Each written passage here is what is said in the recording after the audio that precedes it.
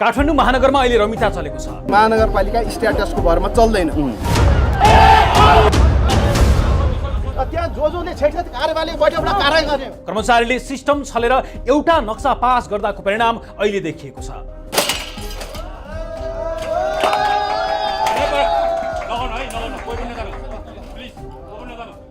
काठमाडौँका mayor बालिन Shah र संघीय सरकारका सहसचिव तथा महानगरका प्रमुख प्रशासकीय अधिकृत सरोज गुरागाईको विवाद अब प्रतिष्ठाको लडाईँमा आएको छ। काठमाडौँ टावरको नक्सा नियम विपरीत पास गरेको भन्दै महानगरले विधामा राखेका गुरागाई जबरजस्ती आफ्नो कार्यकक्षमा पुग्दै गर्दा महानगर दुई कित्ता भएको छ।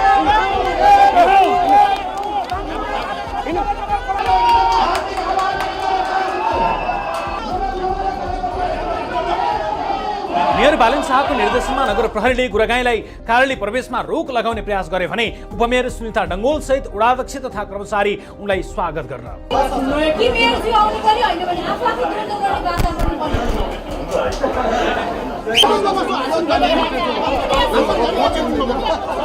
प्रमुख प्रशासकीय अधिकृतको ढोकामा लागेको ताला फोडेर वडाध्यक्ष तथा कर्मचारीले गुरागाईलाई कार्यकक्षमा छिराए।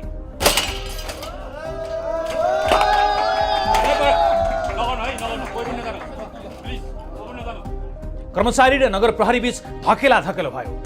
कर्मचारी सबै पठाइदियो, जनप्रतिनिधि केही नभन, कर्मचारीलाई बाहिर पठाइदियो,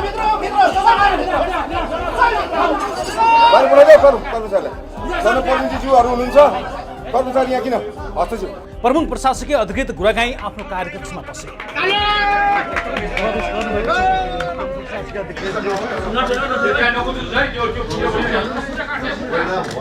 त्यसपछि उपमेयर डङ्गोलको नेतृत्वमा बैठक नै बस्यो। डङ्गोलले बालिनलाई बन्द कोठामा बसेर आदेश नदिई समस्या समाधान गर्न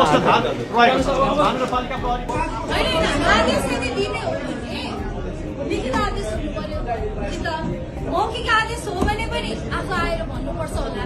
अब यहाँ त फेरि यो ढोका खोल्ने बित्तिकै फेरि भिडन्त हुन्छ। अब त्यो भिडन्त फेरि बनाउने कि नबनाउने? अझै तपाईँले केही कुरामा स्ट्रिक हुनुहुन्छ भने प्रमुखले अगाडि आउनु पर्यो, सबैलाई जवाफ दिनु पर्यो। यो दृश्यले स्पष्ट रूपमा महानगरमा राजनीतिक दलका तर्फबाट निर्वाचित भएर आएका जनप्रतिनिधि र स्वतन्त्र जितेका मेयर बीच कित्ता काटाकाट भएको देखाउँछ।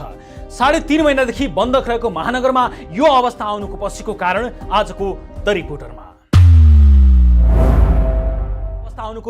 काठमाडौँ महानगरको यो अवस्था आउनुको मुख्य कारण हो पुरानो बस पार्कको यो काठमाडौँ भ्यू टावर र यसका निर्माण व्यवसायी जलेश्वर स्वच्छन्द बेकोई बिल्डर्सका मनोज भेटवाल। 2072 सालमा तत्कालीन उपराष्ट्रपति नन्दकिशोर पुनले उद्घाटन गरेको यो भ्यू टावर उनी मनोज भेटवालको योजनामा 2068 सालमै झलनाथ खनाल नेतृत्वको सरकारले घोषणा गरेको योजना हो। त्यसलाई नै काठमाडौँ महानगरले अनुमोदन गरेर टेन्डर आह्वान गरेको थियो। तर टेन्डरमै गोलमाल भएपछि अख्तियारले रोक्का राखेको थियो। तर पछि केही व्यवस्था संशोधन गरेर जाने शर्तमा 2071 सालमा मात्रै अख्तियारले टेन्डर खोल्नका लागि बाटो खोलिदिएको थियो। त्यसपछि उनी मनोज भेटवालको कम्पनी जलेश्वर स्वच्छन्द बेको जेबीले पुरानो बस पार्कको 23 रोपनी 5 आना 3 दाम 1 पैसा जग्गामा 29 तले भ्यू टावर निर्माण गर्ने, 7 वर्षमा निर्माण सम्पन्न गर्ने र 30 वर्षपछि महानगरलाई हस्तान्तरण गर्ने गरी टेन्डर हात पार्यो। निर्माण सुरु गरेपछि भने सम्झौता अनुसार निर्माणले गति लिएन। विभिन्न बैंकिङ कसुर, सार्वजनिक सम्पत्तिको दुरुपयोग लगायतका मुद्दा खेपिरहेका भेटवालले लगानी जुटाउनै सकेनन्। बरु यही बीचमा उनलाई भ्यू टावर निर्माणका लागि भन्दै विदेशबाट 4 करोड बढी हुन्डीबाट रकम भित्राएको भन्दै राजस्व अनुसन्धान विभागले मुद्दा नै चलाएको थियो। उनले नै काठमाडौँका अधिकांश आकाशे पुलमा विज्ञापन र सटर भाडामा रजाई गरिरहेका छन्। उनलाई केन्द्रीय अनुसन्धान ब्युरो सीआईबीले 2075 सालमा बैंकका कर्मचारीसँग मेलमतो गरी कमर्सियल जग्गा धितो राखी 11 करोड ठगी गरेको अभियोगमा पक्राउ गरेको थियो। 2076 सालमा बैंकिङ कसुरमा पक्राउ परेका उनलाई 2036 सालमै फेरि विदेशी विनिमय अपसरण गरेको आरोपमा राजस्व अनुसन्धान विभागले मुद्दा चलाएको थियो। निर्माणकर्ता नै 4 पटक भन्दा बढी पक्राउ परेपछि काठमाडौँको यो परियोजनाको हालत अहिलेको अवस्थामा आउने पूर्वानुमान सायद धेरैले गरेका थिए। उद्घाटन भएको करिब 11 वर्षमा भ्यू टावरको 19 तलासम्मको बाहिरी स्ट्रक्चर मात्रै सकिएको छ।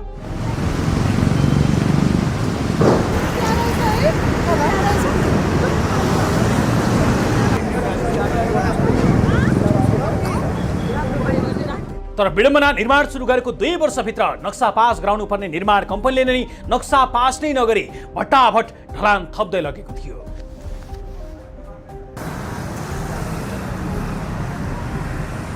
सुरुमा 29 तला निर्माण गर्ने सम्झौता भए पनि भूकम्पपछि फेरिएको मापदण्ड अनुसार 12 तलासम्म मात्रै बनाउन पाउने व्यवस्था गरिएको थियो। मनोज भेटवालले बनाएको यो भवनको 12 तलासम्म मात्रै मेयर बालिन शाहले 5 लाख रुपियाँ जरिवाना तोकेर नक्सा पास गरिदिन प्रमुख प्रशासकीय अधिकृत वसन्त अधिकारीलाई निर्देशन दिएका थिए, जुन स्थानीय सरकार सञ्चालन ऐन 2074 अनुसार नै थियो। त्यसपछि मनोज भेटवालले फेरि आफूले बनाएको स्ट्रक्चरले 19 तला थेक्न सक्ने भन्दै 19 तलाकै नक्सा पास गराउन महानगरमा निरन्तर लबिङ थाले। त्यति बेलासम्म महानगरमा प्रमुख प्रशासकीय अधिकृतका रूपमा प्रदीप परियार आइपुगेका थिए। तत्कालीन प्रमुख प्रशासकीय अधिकृत प्रदीप परियार तथा मेयर बालिन शाहले उनको फाइल रोकेर वडा नम्बर 5 का वडाध्यक्ष वीरेन्द्र प्रजापतिको नेतृत्वमा काठमाडौँ भ्युटावर सहित सार्वजनिक निजी साझेदारीमा बनेका संरचनाको अध्ययन गर्न समिति बनाएको थियो। साथै पुलचोक इन्जिनियरिङ कलेजलाई पनि निर्माण भएको भवनको स्ट्रक्चर अध्ययनका लागि आग्रह गरिएको थियो। यही बीचमा महानगरमा प्रमुख प्रशासकीय अधिकृतको सरुवा भयो। प्रमुख प्रशासकीय अधिकृत बनेर आए सरोज गुरागाई आउने बेलासम्म कुनै पनि अध्ययन प्रतिवेदनहरू आइसकेका थिएनन्। तर उनी आएको केही दिनमा नै काठमाडौँ भ्युटावरको 19 तलाको नक्सा पासको प्रक्रिया अघि बढाए। गुरागाईले महानगरको नक्सा पास गर्ने अनलाइन सिस्टम EBPS मा इन्ट्री नै नगरी असोज 10 मा नक्सा पास गरे। कानुन त EBPS मा सबै विवरण राखेर पास भएपछि मात्रै नक्सा पास हुन्छ, तर प्रमुख प्रशासकीय अधिकृतले यो सिस्टमलाई बाइपास गरे, जसको जानकारी मेयर बालिन शाहको सचिवालयले पुसमा मात्रै पाएको जनाएको छ। मेयर बालिनको सचिवालयका अनुसार त्यसपछि बुझ्दा उनले नक्सा पास प्रमुख प्रशासकीय अधिकृतको अधिकार क्षेत्र भएकाले पास गरेको जवाब दिएका थिए। अध्ययनका लागि बनाएका समितिका प्रतिवेदनहरूका विषयमा उनले चासो देखाएनन्। महानगरबाट पास नै नगराई स्ट्रक्चर बनाएर नक्सा पास गराउन लबिङ गरेका मनोज भेटवालले प्रमुख प्रशासकीय अधिकृत परिवर्तन भएको केही दिनमा नै नक्सा पासको कागज पत्र लिन पाए। यही विषयमा प्रमुख प्रशासकीय अधिकृत गुरागाईले भ्रष्टाचार गरेकाले अनुसन्धान गर्न माग गर्दै महानगरले अख्तियार दुरुपयोग अनुसन्धान आयोगमा पत्र लेख्यो भने सोही दिनबाट गुरागाईलाई महानगरले बिदामा राख्यो, उनको कार्यकक्षमा ताला लगायो। महानगरले घटनाको छानबिन गर्न भन्दै पूर्व सचिव शङ्कर प्रसाद पाण्डेको संयोजकत्वमा महानगरकै शहरी योजना आयोगका उपाध्यक्ष डाक्टर सुमन नरसिंह राजभण्डारी र महानगरका कानुनी सल्लाहकार महेश नेपाल सदस्य रहेको छानबिन कार्यदल बनाएको थियो। 12 तलाको नक्सा पास प्रक्रिया अगाडि बढाउनु पर्नेमा 19 तलाको संशोधन नक्सा पेश गरेको देखिन्छ। सो नक्सा मिति 2074 वैशाख 8 गते दुवै पक्षबीच भएको सम्झौता विपरीत भएकाले नक्सा संशोधन प्रक्रिया रोकिएको थियो। प्रमुख प्रशासकीय अधिकृत सरोज गुरागाईले आधिकारिक प्रणालीबाट प्रक्रिया नै पूरा नगरी नक्सा स्वीकृत गरेको देखिन्छ। मुख्य घटनाक्रम यही थियो, तर यसको तरङ्ग सङ्घीय सरकार र काठमाडौँ महानगरको विवाद उत्कर्षमा पुर्याउने बिउ बन्यो। मेयर बालिन शाह र प्रधानमन्त्री KP शर्मा ओली विरुद्ध टकराव सिर्जना गर्यो। यसको नतिजा 3.5 महिनादेखि महानगरका सफाई कर्मचारीदेखि मेयर बालिन शाहकै तलब रोकिएको छ। 1 अर्ब भन्दा बढी खर्च भुक्तानी रोकिएको छ। त्यसपछि मेयर बालिन शाहले सङ्घीय सरकारलाई काठमाडौँ महानगरमा प्रमुख प्रशासकीय अधिकृत पठाइदिन विभिन्न मितिमा पत्राचार गरे। सङ्घीय सरकारको सामान्य प्रशासन मन्त्रालयले गुरागाई विरुद्ध छानबिन गर्न बनेको कार्यदलको प्रतिवेदन माग्यो, तर उक्त कार्यदलले थपिएको सहित तोकिएको समयमा प्रतिवेदन दिन नसकेपछि मेयरले नै दोस्रो पटक म्याद थप गरेनन्, जसको कारण कार्यदलको प्रतिवेदन नै आएन।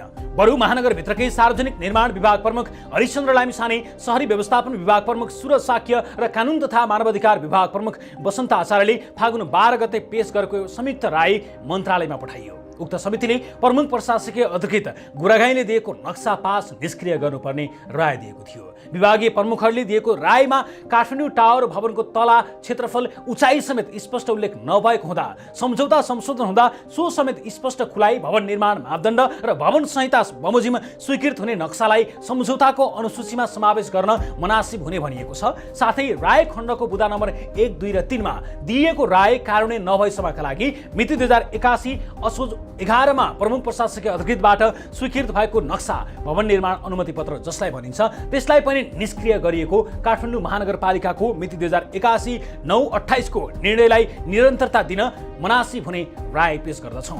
यही राय महानगरले सामान्य प्रशासन मन्त्रालयमा पठाएको थियो। त्यसको अर्को दिन फागुन 21 मा मन्त्रालयले गुरागाईलाई काम गर्न दिन भन्दै महानगरलाई पत्र पठाएको थियो, तर काठमाडौँ महानगरले गुरागाईलाई हाजिर हुन नदिने अडान कायम राख्यो। गुरागाईलाई फेरि महानगरमा फर्काउँदा उनले गरेको निर्णय सदर गरेको ठहरिने र आफूहरू कानुनी झमेलामा पर्ने भन्दै मेयर बालिनले मन्त्रालयलाई जवाब पत्र पठाए। महानगर र सङ्घीय सरकारको टकरावकै बीच बालनले सरकारको दम्बले 3 महिनादेखि महानगरका सफाई कर्मचारीले तलब नपाएको भन्दै एक सातामा तलब पाएनन् भने सबैलाई टुकुचामा गाडी दिने भन्दै स्टाटस नै लेखे। साथै उनले पछि हेरौँला तिमीहरूको के तन्त्र हो समेत लेखेका छन्। स्टाटस लेखेको एक साता बढी भयो। बालनले केही पनि गरेनन्, बरु सङ्घीय सरकारले नै बालनले विदामा राखेका उनै प्रमुख प्रशासकीय अधिकृत सरोज गुरागाईलाई जबरजस्ती महानगरमा फर्काएको छ। आज महानगरको प्राङ्गणमा महानगर प्रहरी, कर्मचारी र वडा अध्यक्षहरू पक्ष विपक्ष भएर लडे। बरु बमेर सुन्ता डङ्गोलले भित्र बसेर आदेश दिएर आफू यसरी लडेर महानगरको बेइज्जत गर्न नहुने भन्दै कर्मचारी र नगर प्रहरीलाई छुट्याएकी थिइन्। भित्र बसेर आदेश दिएर यसरी आफू लडाई गरेर महानगरको यसरी बेइज्जत हुने काम गर्नु भयो। तपाईहरु कसैले पनि भोट लगाउनुहुन्न, तपाईहरुले पनि उत्तेजित हुनुहुन्न। हामी संयम हुन्छौँ। महानगरका प्रवक्ता नवीन मानन्दर लगायतका वडा अध्यक्षहरू अब महानगर नियमित काममा फर्किएको दावी गर्दै थिए। यस विषयमा मेयर बालन शाहले अहिलेसम्म कुनै प्रतिक्रिया जनाएका छैनन्। उनको सचिवालयले भने महानगरकै छानबिनबाट स्पष्ट रूपमा भ्रष्टाचार गरेको देखेका व्यक्तिलाई सरकारले दम्ब देखाएर महानगरमा हुलेको टिप्पणी गरेको छ। साथै सरकारले विषयान्तर गर्न खोजेको समेत आरोप लगाइएको छ। प्रमुख प्रशासकीय अधिकृतको विषय चाहिँ अब यो फाइलको विषय रहेन। अब फाइलमा के थियो कसो थियो भन्ने विषय चाहिँ अब जनताको माझमा गएको छ। अब जनताको निगरानीको विषय भइसकेको छ। यसमा मूलतः दुईटा कुरो छ। एउटा चाहिँ नेपाल सरकारले 15 गते चैत 15 गतेको जुन चाहिँ तिनकुनेमा दमन गरेको छ त्यसमा चाहिँ सरकारको अक्षमतालाई ढाक्नको लागि र विषयान्तर गर्नको लागि चाहिँ आजको चाहिँ महानगरपालिकामा दमन गरेको हो। अनि दोस्रो चाहिँ यो जति पनि यो साझेदारहरू मिलेर चाहिँ आज चाहिँ यो एउटा चाहिँ अनुसन्धानको दायरामा रहेको मान्छेलाई चाहिँ हाजिर गराउनु भएको छ नि। अनि भोलि उहाँलाई चाहिँ अख्तियारले पनि छानबिन गर्दैछ, मन्त्रालयले छानबिन गर्ला। भोलि उहाँ दोषी देखिनुभयो, जेल जानुभयो भने आजको जति पनि साझेदार हुनुहुन्छ उहाँहरू सबैजना चाहिँ उहाँसँगै जेल जाने कि होइन यो चाहिँ एक्का राख्नुपर्छ भन्दै हस् धन्यवाद। यो चाहिँ छानबिनको दायरामै छ। अब यस्तो हुन्छ नेपाल सरकार कर्मचारीलाई चाहिँ यहाँ चाहिँ हाजिर गराउन नदिने भन्ने चाहिँ त्यस्तो कानुनमा छैन। अनि तपाईँको चाहिँ अब उहाँ गर्नुहुन्छ भने त्यो उहाँको विषयहरू तोडफोड भएको छ। अब बिल कसलाई पठाउने, मुख्य सचिवले पठाउने हो कि अस्ति त त्यो नियमअनुसार चाहिँ हामी गर्छौँ। बिल कसलाई पठाउने कहिलेसम्म आउँछ बिल? नियमअनुसार हाम्रो सम्बन्धित विभागले आफ्नो काम गर्छ है।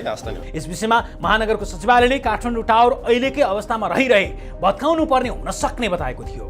उनका स्वकीय सचिव बहुदेव शाहले भत्काउने विषयमा अध्ययन भइरहेको र निष्कर्ष कुरिरहेको अभिव्यक्ति सार्वजनिक गरेका थिए।